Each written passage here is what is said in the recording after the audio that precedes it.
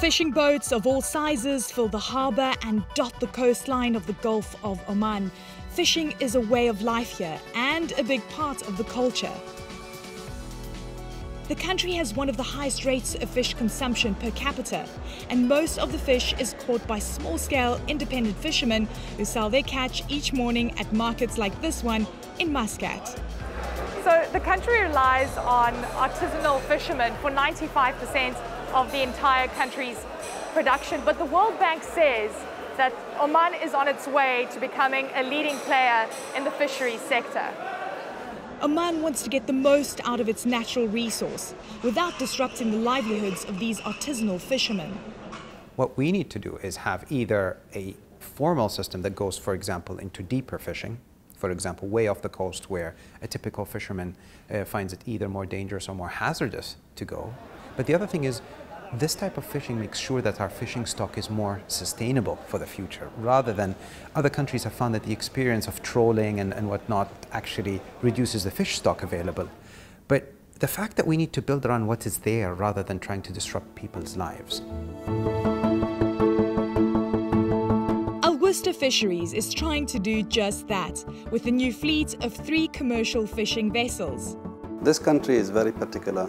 Most of the continental shelf is within less than the 20 nautical miles, where most of the fish that the artisanal fishermen are dependent on.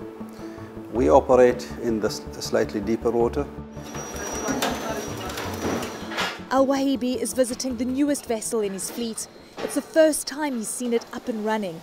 He says the ship is outfitted with the latest equipment and technology for catching large amounts of deep water fish. On average, 200 tons per day, then freezing and packing them right on board. And it's all happening in an environmentally conscious way. You can have your vessel to really be fit, ecologically, environmentally be right by deploying sensors within your nets. We call them TED, turtle exclusive devices, that is pushing all the big fish out. It gets automatically rejected from the nets.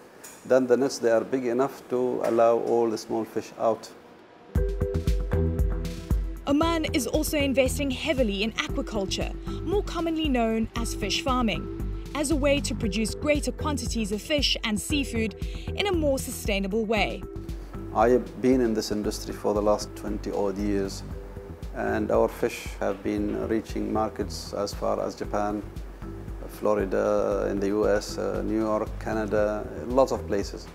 I don't have a doubt that the aquaculture industry will be able to do a similar thing. A massive new shrimp farm is under construction, set to begin operating next year. Production will begin slowly, but the infrastructure is being put in place now for future growth. We have started late, and we might catch up by 2030 or something. But one of the things that we are trying now to establish is organic shrimp farming in Oman.